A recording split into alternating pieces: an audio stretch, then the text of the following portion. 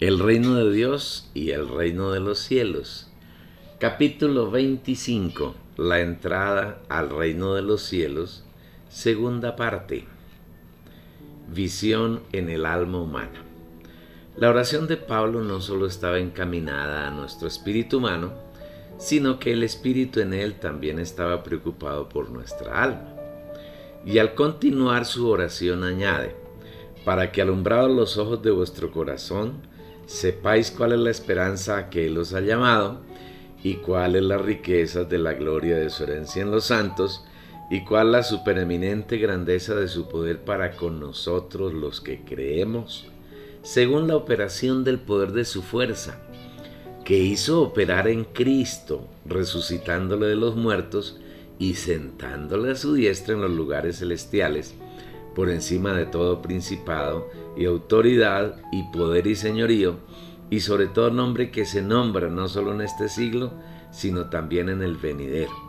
Y sometió todas las cosas bajo sus pies, y lo dio por cabeza sobre todas las cosas a la iglesia, la cual es su cuerpo, la plenitud de aquel que todo lo llena en todo. Efesios 1, versículos 18 al 23.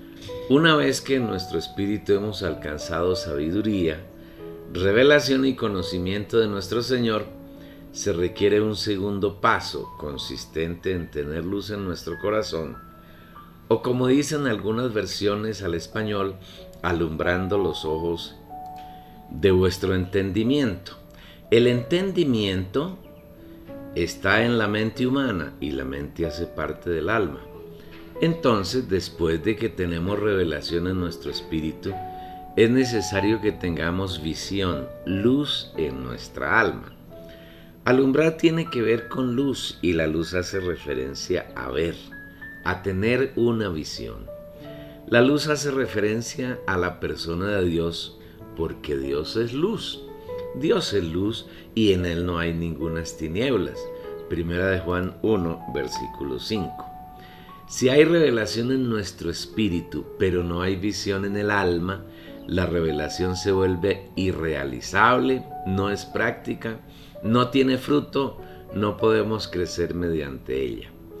Esta es la razón por la cual en su oración de petición, Pablo no se queda solamente en nuestro espíritu, sino que lo complementa suplicándole al Padre que además de sabiduría, revelación y conocimiento en nuestro espíritu, nos supla visión en el alma.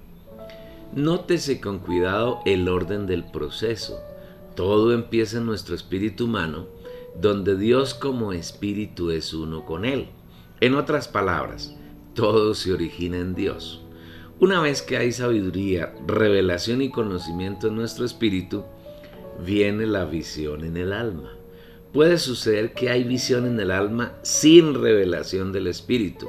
En este caso, afirmamos terminantemente que esa visión del alma no proviene de la revelación del espíritu, no se origina en Dios. No debemos olvidar que Satanás tiene mucho interés en nuestra alma, porque sabe que tomando posesión de ella puede activarla en contra de Dios, su persona y su plan. Y exactamente eso fue lo que logró en el huerto de Edén, cuando hizo que Adán lo recibiera como el árbol de la ciencia del bien y del mal.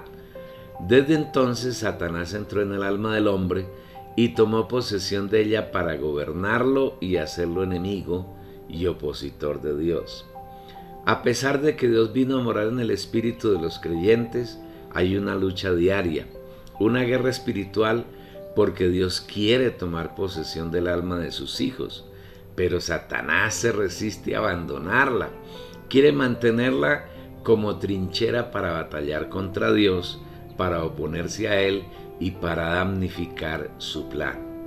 Nuestra naturaleza humana desea lo que está en contra del espíritu, y el espíritu desea lo que está en contra de la naturaleza humana. Los dos se oponen. Por eso ustedes no pueden hacer siempre lo que se les antoja. Gálatas capítulo 5, versículo 17. Y el Señor agrega: por eso les doy este consejo: Dejen que el Espíritu guíe su vida y así no harán las malas acciones que pide su naturaleza humana. Gálatas 5, versículo 16. ¿Y cómo nos dejamos guiar por el Espíritu? Muy sencillo, pensando en las cosas del Espíritu, poniendo nuestra mente, la tuya y la mía, en las cosas del Espíritu. Porque los que son de la carne piensan en las cosas de la carne, pero los que son del Espíritu piensan en las cosas del Espíritu. Romanos 8:5. Si tú vives pensando en las cosas del Espíritu, eres espiritual. Por el contrario, si piensas en las cosas buenas o en las cosas malas de la carne, de tu vida cotidiana, eres carnal. Donde esté tu mente, está tu ser. Si en la carne, eres carnal. Pero si tu mente está en tu espíritu, eres espiritual. Cuando nuestra mente está puesta en el Espíritu, tenemos luz, tenemos visión y la revelación que hay en nuestro espíritu no permanece solamente ahí, sino que avanza hasta saturar nuestra alma y entonces estamos en luz, vivimos en luz, podemos ver nuestra condición, podemos saber la voluntad de Dios, podemos hacerla y haciéndola entramos en el reino de los cielos. ¿Para qué hace falta tener visión? El versículo nos dice que para que sepáis. En el alma, especialmente en la mente, podemos saber, podemos comprender aquello que el Señor ha revelado en nuestro espíritu. ¿Qué debemos saber en nuestra alma? El pasaje habla de 7 puntos que deseamos desarrollar con revelación. Primero, la esperanza a la que fuimos llamados. Ser salvos no es una casualidad ni es una suerte del azar. Somos salvos porque el Señor nos escogió antes de la fundación del mundo, nos predestinó y en el tiempo nos llamó. Cuando el Señor nos llamó y oímos su voz, creímos en Él, lo recibimos y desde ese momento fuimos salvos. Alcanzamos el estatus de hijos de Dios. Como hijos de Dios tenemos una esperanza y según la Biblia esa esperanza es Cristo. ¿Qué es Cristo en vosotros? La esperanza de gloria.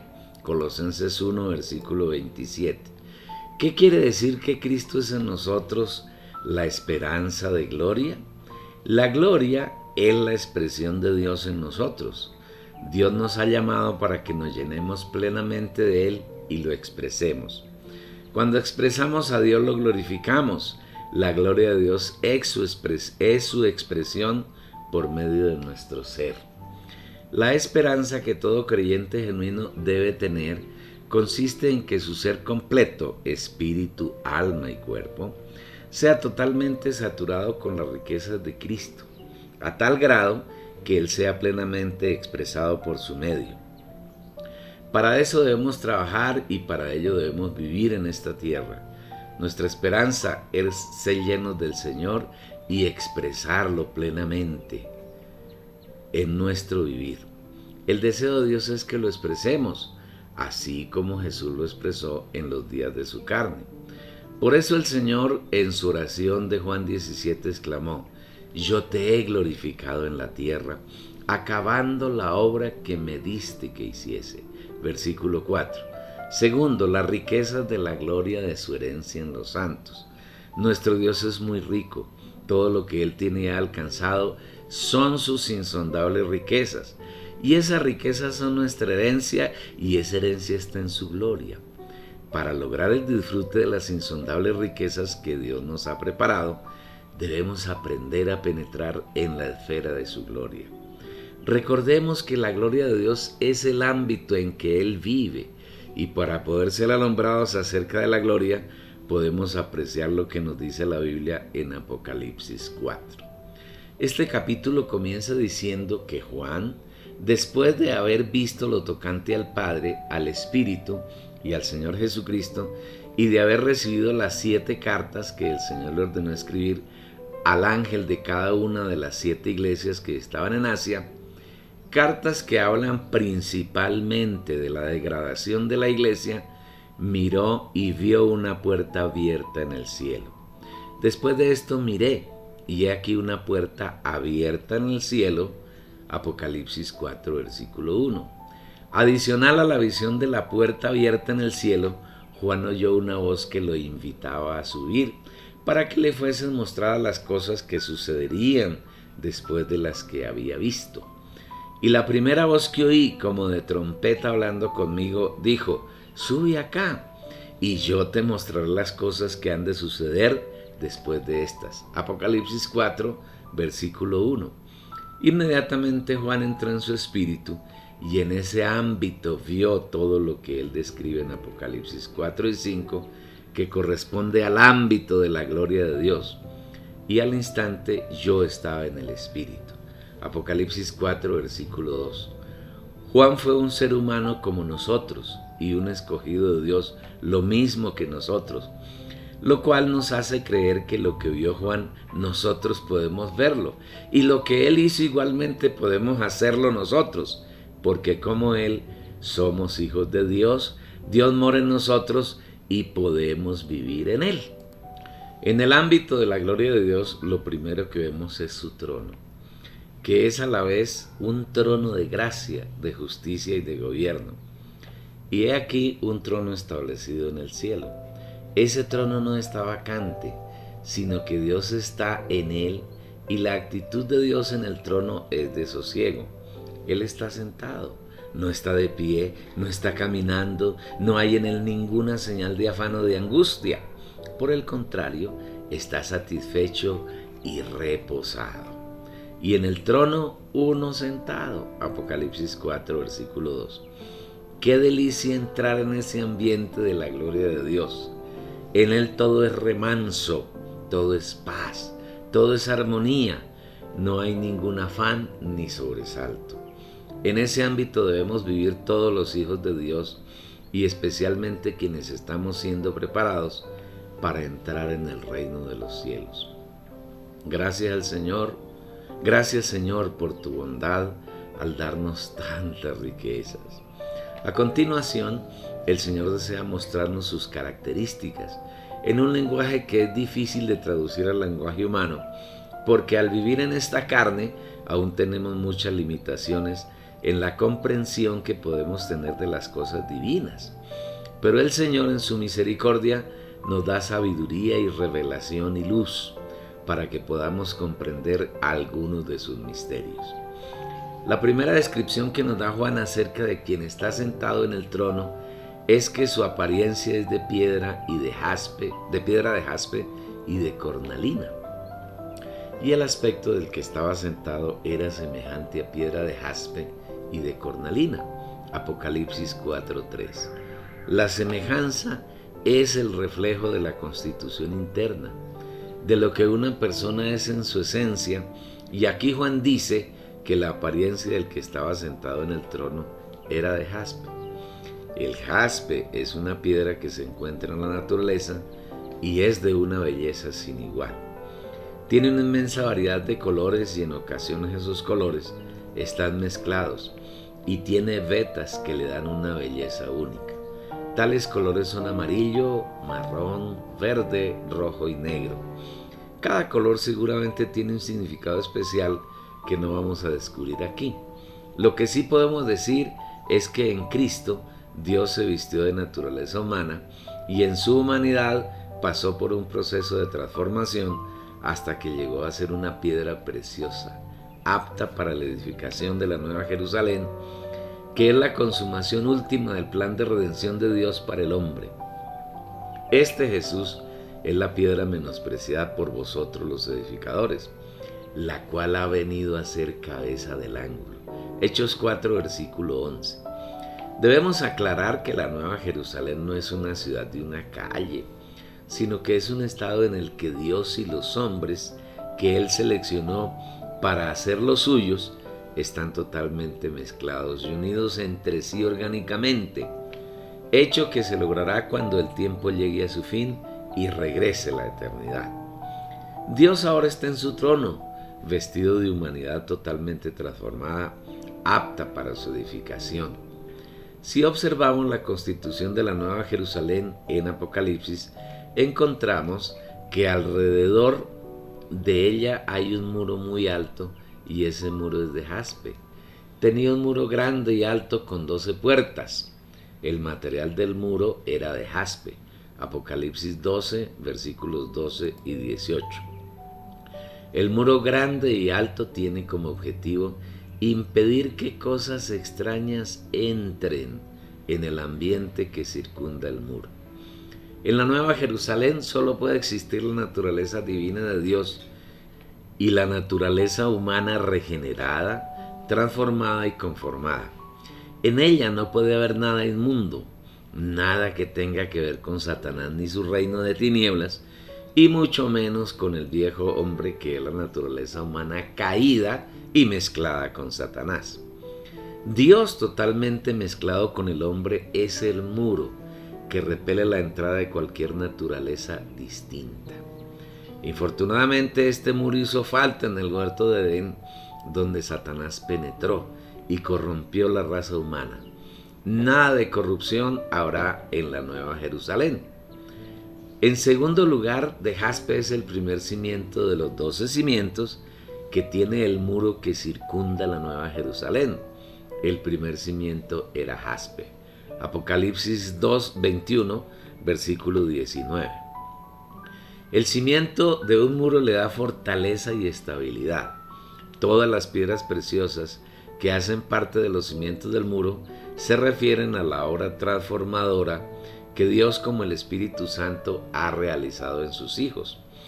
Esto nos lleva a colegir que la base del muro de la Nueva Jerusalén es suficientemente firme y fuerte, porque es la mezcla de la naturaleza divina con la naturaleza humana totalmente transformada.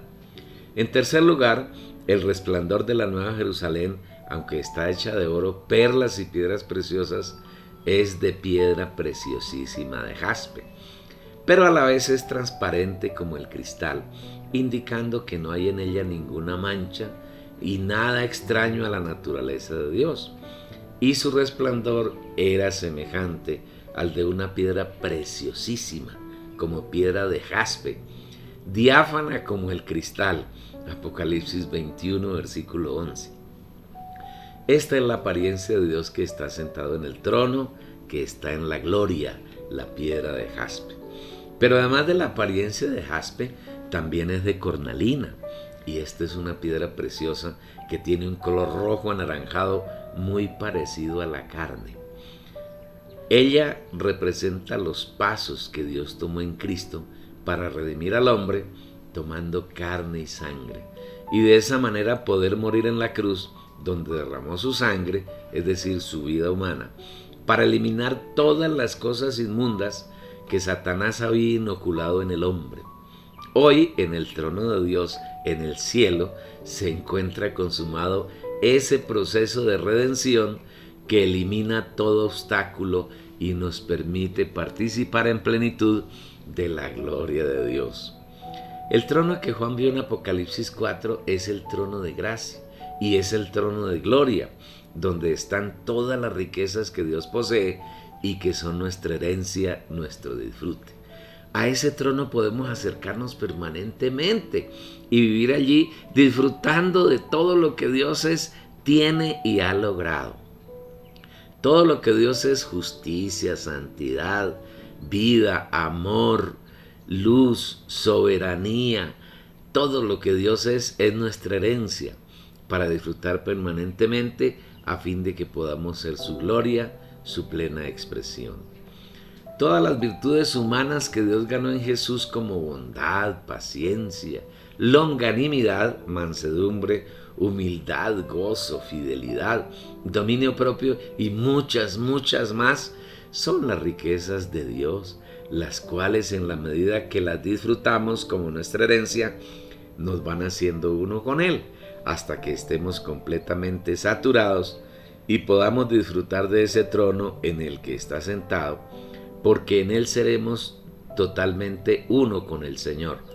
Todo lo que Dios logró en Cristo mediante su proceso de redención a nuestro favor, hechos tales como la encarnación, su vivir humano, su muerte y resurrección, su ascensión, entronización y glorificación, y su descenso como el Espíritu de poder para bautizarnos son las riquezas que Dios nos ha dado como nuestra herencia, para que las disfrutemos diariamente y seamos enriquecidos y lleguemos a ser como nuestros señores.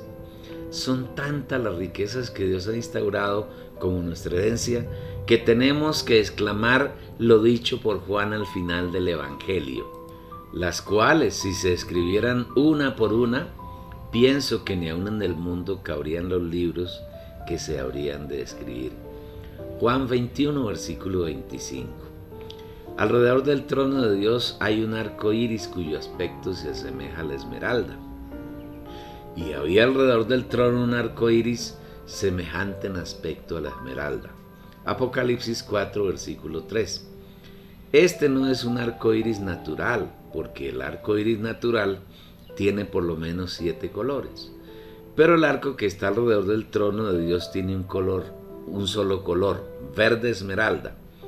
El color verde representa la vida y el arco en el trono nos está indicando que Dios en Cristo está lleno de vida y que en su gloria no hay ni siquiera un indicio de muerte, porque ésta fue totalmente vencida por el Señor mediante su resurrección. Según la Biblia, la muerte es consecuencia del pecado, porque fue causa del pecado que Satanás introdujo por medio de Adán que la muerte entró en el mundo. En el tiempo predeterminado por Dios, Él se hizo carne en Jesús, murió en la cruz y resucitó. Con estos dos actos derrotó la muerte, y cuando entró en su gloria, la muerte no tuvo allí ninguna opción. En la gloria de Dios solo hay vida, la vida eterna que disfrutamos diariamente y en la que estamos creciendo. Otro elemento que deseamos destacar en el ámbito de la gloria de Dios, entre los muchos que hay allí, son las 7 lámparas que están delante del trono. Y delante del trono ardían 7 lámparas de fuego, las cuales son los 7 espíritus de Dios. Apocalipsis 4, versículo 5. Dios siempre ha querido mostrar a los suyos cómo vive y cómo opera. Cuando sacó al pueblo de Israel de Egipto, durante 2 años lo instaló en el desierto de Sinaí, al pie del monte del mismo nombre, y desde allí en 2 ocasiones llamó a Moisés a que subiera a la cumbre del monte para tener comunión con él. En esa comunión, además de escribir la ley en 2 tablas de piedra, Dios le dio instrucciones para que edificara el tabernáculo. Lo instruyó acerca de las dimensiones que debía tener, las secciones y los materiales que debía utilizar en la elaboración del mobiliario. Entre los varios elementos que Moisés debía elaborar, pidió que hiciera un candelero de oro puro, de una pieza labrado a martillo, y que ese candelero debía tener una caña central y 6 brazos. En cada uno de los brazos habría una lámpara para un total de 7 lámparas. El candelero debía ponerse en el lugar santo. Sus lámparas estaban encendidas siempre para que alumbraran a los sacerdotes que entraban a ese lugar a servir al Señor. Todo lo que Moisés hizo para el tabernáculo lo hizo conforme al modelo que le había sido mostrado en el monte como figura y sombra de las cosas celestiales, los cuales sirven a lo que es figura y sombra de las cosas celestiales, como se le advirtió divinamente a Moisés cuando iba a erigir el tabernáculo, diciéndole: mira, haz todas las cosas conforme al modelo que se te ha mostrado en el monte. Hebreos 8, versículo 5. El candelero del tabernáculo es una figura de Dios Padre, Hijo y Espíritu Santo, y en la revelación que el Señor nos trae en Apocalipsis 4, nos dice que las 7 lámparas que arden delante del trono son los 7 espíritus de Dios. El número 7 se obtiene de sumar 3 y 4, y también 6 y 1. Para Dios los números tienen significados específicos. Sabemos que el 3 y el 1 representan a Dios, que es Padre, Hijo y Espíritu Santo, y que los 3 son el Dios uno y único. El 4 representa la creación de la que el hombre es la criatura prominente. El 6 representa igualmente al hombre porque éste fue creado en el sexto día. Entonces el 7 se refiere a la suma de Dios con el hombre para llevar adelante su propósito. Ahora en el trono de Dios hay un hombre sentado a la diestra de la majestad, gobernando el universo y ejecutando el plan de Dios. Ese hombre es Jesús, pero no es Jesús individual, sino colectivo, porque Jesús individual es la cabeza y nosotros los creyentes somos su cuerpo, su extensión. Porque así como el cuerpo es uno y tiene muchos miembros, pero todos los miembros del cuerpo, siendo muchos, son un solo cuerpo, así también el Cristo. Porque en un solo espíritu fuimos todos bautizados en un solo cuerpo, sean judíos o griegos, sean esclavos o libres, y a todos se nos dio a beber del mismo espíritu. Porque el cuerpo no es un solo miembro, sino muchos. 1 Corintios 12, versículos 12 al 14. Hoy nosotros, los hijos de Dios, los creyentes, estamos sentados con Él en lugares celestiales. Y juntamente con Él nos resucitó y asimismo nos hizo sentar en los lugares celestiales en Cristo Jesús. Efesios 2, versículo 6. Las 7 lámparas que están delante del trono arden. Al arder producen luz para iluminar la condición de quienes están allí y de quienes se acercan al trono del que está sentado. Como nada inmundo puede estar en la gloria de Dios, si nos acercamos a Él, debemos ser iluminados en nuestra condición y purificados de cualquier mancha que hay en nuestro ser. Para eso están las lámparas espíritus de Dios y también para quemar con su fuego todas las impurezas que hay en nosotros. Pero ese alumbrar no es solo para las cosas negativas, sino que también nos alumbra para que seamos iluminados y revelados por el Señor. Toda la revelación y la luz que Dios da a nuestro espíritu y a nuestra alma proceden del Espíritu. Y el Espíritu son las 7 lámparas que están delante del trono en el cielo, donde por fe estamos y vivimos. ¿Qué tal, querido hermano, oyente, lector? ¿Has recibido mucha luz, mucha revelación?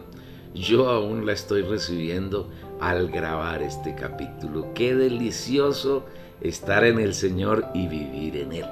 Sigue buscando más revelación y más luz y ayuda a otros amigos, conocidos, familiares para que alcancen esta luz. Envíales la dirección de la página www.las-almedioprimicias.com.